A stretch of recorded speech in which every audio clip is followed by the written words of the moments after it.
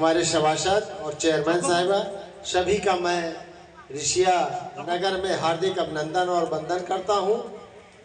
आप लोगों का स्नेह ऐसे ही ऋषिया नगर को मिलता रहे।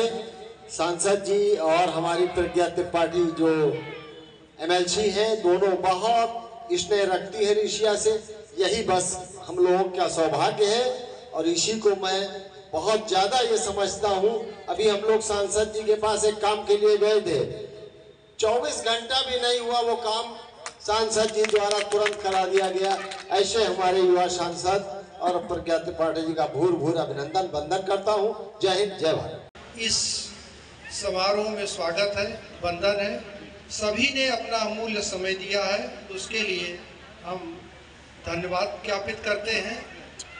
जो इस गरीब जनमानस जिनको हम लोग चिन्हित करके आज यहाँ मंचासीन किए हैं, सामने विराजमान हैं, उनको अपने कर कमलों के माध्यम से कंबल अर्पित करके उनको जो ठंडक से बचाव के लिए अपना समय दिए हैं, आप सभी लोगों का, सभी बुद्धिजीवियों का हम दिल से हार्दिक स्वागत करते हैं, अभिनंदन करते हैं। मैं आप लोगों से बताना चाहता हूं कि हमारे जो लोकप्रिय सांसद हैं, युवा हैं, और हमारे जो ऋषिया की कड़ी है सभासद है, वो भी सब युवा हैं। और ये युवा का एक महोत्सव है। हमारी प्रज्ञा जी इतनी तेज चलती हैं कि आज अभी यहाँ पे चलते चलते गिर गई। तो हमारी ये पूरी युवा टीम है, और जब युवा टीम कहीं पे लगती है, ऊपर नीचे में आपने दरी डाल दी। जी मैं मानता हूँ। बहुत स्मार्ट है, मेरे को बीच में लाओ और सांसद मुख्य अतिथि जी को साइड से लाए। ये गलत है, ये गलत किया है इन्होंने। जो हमारी योगी सरकार है, हमारी जो प्रदेश में सरकार है और जो हमारी केंद्र की सरकार है, वो लगातार चिंता करती है हमारी बहनों की, हमारे बच्चों की, हमारे किसानों की, हमारे गरीबों की। लगातार वो हमारे मोदी जी कहते हैं कि 4 ही जातियां हैं, महिलाएं हैं, किसान हैं, युवा है और गरीब है। अगर हमने इन 4 की चिंता कर ली तो हम देश को एक विकसित देश बनाने में हमें देर नहीं लगेगी। जो हमारा 25 साल का टारगेट है, तो महिलाओं की, आप सब यहाँ बैठे हैं, हम आपकी चिंता करते हैं। आपको क्या करना है ये भी आपको पता होना चाहिए। एज ए महिला आपका ये धर्म है कि आप अपने बच्चे को शिक्षा से जरूर जोड़ें। शिक्षा का अधिकार बिल्कुल सरकार बिल्कुल प्रतिबद्ध है कि एक एक बच्चा पढ़ने जाए, उसके लिए स्वेटर, जूता मोजा, किताबें, मध्याह्न भोजन, सबकी व्यवस्था है। तो आपको भी चिंता करनी है कि आपका बच्चा पढ़ने जा रहा है कि नहीं। उसकी बेसिक शिक्षा, उसके बाद उसकी माध्यमिक उच्च शिक्षा, सबका ख्याल सरकार करती है। आपके स्वास्थ्य का ख्याल करती है। आपका घर, आपके घर तक नल से जल, आपके घर तक, आपके गांव तक नहरों का जाल, बिजली की व्यवस्था, घर की व्यवस्था, लगभग सब पर अच्छे बीज, खाद्यान्न आय के घर को मिल रहा है। लगभग सभी स्तर पर सरकार काम कर रही है। आदरणीय एमएलसी साहब ने अभी बहुत सारी योजनाओं का जिक्र किया जो भारत के यशस्वी प्रधानमंत्री आदरणीय नरेंद्र मोदी जी के द्वारा और उत्तर प्रदेश के लोकप्रिय मुख्यमंत्री आदरणीय योगी आदित्यनाथ जी के द्वारा आप सभी तक पहुंचाई जा रही है, और आप सभी लोग लगातार इनसे लाभान्वित हो रहे हैं। सरकारें इससे पहले भी थी, लेकिन वो सोच नहीं थी, वो नीयत नहीं थी कि जो गरीबों के दर्द को महसूस करके उनके लिए कुछ कर सके। आज लगातार बिना किसी भेदभाव के हर किसी तक लाभ पहुंचाने का काम आदरणीय मोदी जी, आदरणीय योगी जी कर रहे हैं।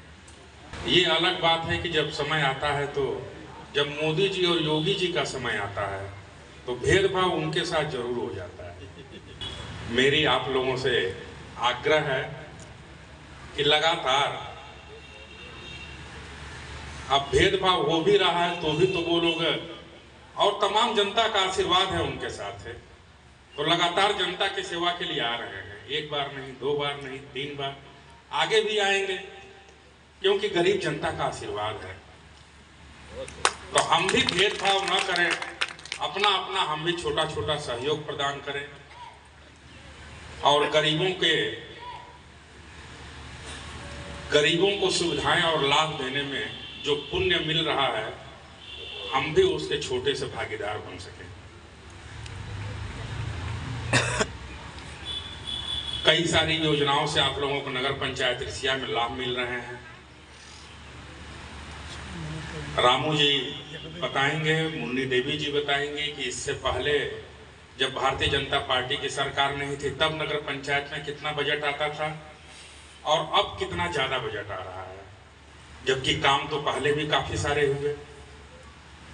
उसके हिसाब से तो अब इतने ज्यादा बजट की जरूरत नहीं रहनी चाहिए। लेकिन इसके बाद भी आप सबकी सुविधा के लिए आपकी सरकार, आपके प्रिय मुख्यमंत्री आदरणीय योगी आदित्यनाथ जी लगातार नगर पंचायतों में, नगर पालिकाओं में, ग्राम पंचायतों में लगातार बजट देने का काम कर रहे हैं। इतना बजट आ कहां से रहा है? अभी मैंने बताया कि जो पहले हम लोग को कागजों में दिखता था, अब वही नहीं हो रहा है। और जब वही नहीं हो रहा है तो ये सारा बजट आप लोगों के लिए आ रहा है। सीधा सा और बहुत सरल सा कारण है, एक ईमानदार सरकार, एक पारदर्शी सरकार, गरीबों के हित की चिंता करने वाली सरकार, गरीबों की चिंता में दिन रात काम करने वाला हमारा नेतृत्व, युवा नेतृत्व। क्योंकि जो क्षमता मोदी जी की है काम करने की, जो ऊर्जा है उनके भीतर, वह आज भी बहुत सारे युवाओं से युवा है। हमारे मुख्यमंत्री आदरणीय योगी आदित्यनाथ जी लगातार जितनी मेहनत करते हैं, आज भी वो बहुत सारे युवाओं से युवा है। और जो उनका सोच है, जो उनका कार्य करने का तरीका है, जो उनका दिशा निर्देश है, उसी पर हम सभी जनप्रतिनिधि भी निरंतर चलने का प्रयास करते हैं। और आप सभी की सुविधा के लिए, अपने क्षेत्र के विकास के लिए हम सभी लोग लगातार लगे हुए हैं। जितनी सरलता और सहजता से हमारे मुख्यमंत्री जी, प्रधानमंत्री जी, हमारे मंत्रीगण हम लोगों से मिलते हैं, हम लोगों की बात सुनते हैं, क्षेत्र के विकास के लिए जो हम लोग उनके पास मांग लेकर के जाते हैं, उसकी चिंता करके उसको तुरंत निर्देशित करते हैं, वह निश्चित रूप से भारतीय जनता पार्टी के नेतृत्व में ही और उनकी सरकार में ही ये संभव है। हम लोग क्षेत्र के लिए इतना कुछ कराने में इसलिए सफल हो पा रहे हैं क्योंकि हमारा नेतृत्व ऐसा है।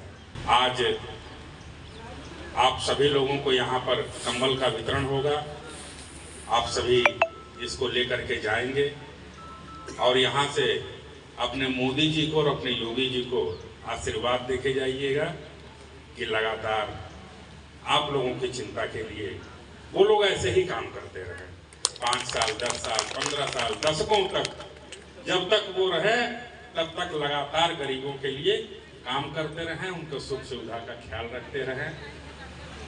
बस इतनी सी बात कहते हुए एक बार पुनः आप सभी लोगों को नव वर्ष की शुभकामना देते हुए मैं अपनी वाणी को विराम देता हूँ। जय हिंद, जय भारत।